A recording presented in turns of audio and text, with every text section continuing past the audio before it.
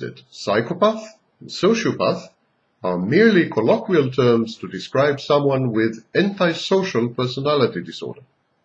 But scholars such as Robert Hare and Theodore Millen beg to differ. First, we commend Governor Scott for taking bold steps to put Floridians back to work. The people working donut shops are really nice people. My name is Sam Backney. I'm the author of Malignant Self-Love, Narcissism Revisited.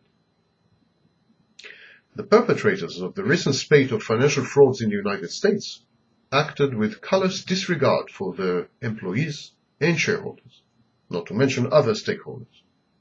Psychologists have often remote diagnosed them as malignant, pathological narcissists. Narcissists are driven by the need to uphold and maintain a false self. There's a lot of great people. I have to admire what Adam Hasner will be speaking tomorrow, and there's Adam. Yep. Yeah, I'm sure he's going to do a great job. Yep. Yeah, I'm sure he's going to do a great job. The psychopath rejects this quid pro quo. As far as he is concerned, only might is right. People have no rights, and he, the psychopath, has no obligations that derive from a postulated social contract. The psychopath holds himself to be above conventional morality, above the law. Sunshine State, Sarah, talking to the Sunshine State Governor. We're talking to the Sunshine State Governor. Fighting Obamacare. Yep. Yeah, I'm sure he's going to do tomorrow, and there's Adam. Yep. Yeah, Yep. yeah, I'm sure he's going to do a great job. Psychopaths are vindictive, and they hold grudges forever. They never regret, and they never forget a thing. There's a lot of great people. The only way to effectively punish a narcissist is to withhold narcissistic supply from him, and thus to prevent him from becoming a notorious celebrity. Given a sufficient amount of media exposure, book contracts, talk shows, lectures, and public attention, the narcissist may even consider the whole grisly affair to be emotionally rewarding. To the narcissist, freedom, wealth, social status, family, and vocation are all means to an end. He is not invested in them emotionally. The end is attention.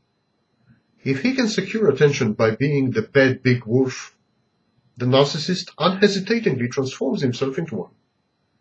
Lord Archer, for instance, seems to be positively basking in the media circus, provoked by his prison diaries.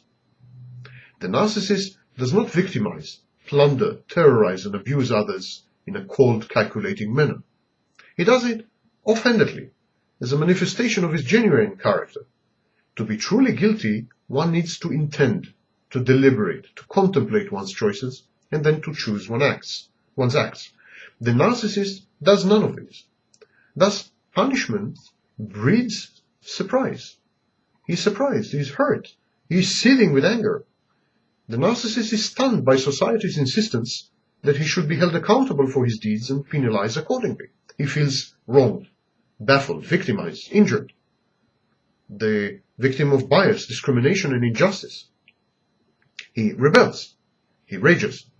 Depending upon the pervasiveness of his magical thinking, the narcissist may feel besieged by overwhelming powers, forces cosmic and intrinsically ominous. For you to be doing this. Why? Well, I think we've got to continue to highlight what we're doing, getting everybody back to work. I think we have to highlight all the businesses in the state. Grandiose and demanding psychological construct, typical of the narcissistic personality disorder. The false self is projected to the world in order to garner narcissistic supply, adulation, admiration, or even notoriety and infamy. Any kind of attention is usually deemed by narcissists to be preferable to being ignored or to obscurity. They have changed the debate in this country. They had a big impact on fighting Obamacare.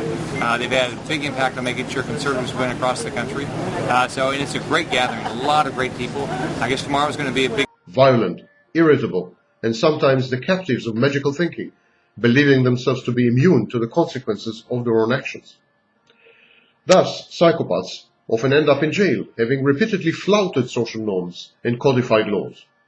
Partly to avoid this fate and evade the law, partly to extract material benefits from unsuspecting victims, psychopaths habitually lie. They steal other people's identities, they deceive, they use aliases, and they con for personal profit or pleasure, as the Diagnostic and Statistical Manual puts it. Psychopaths are said to be fearless and sang-froid. Their pain tolerance is very high.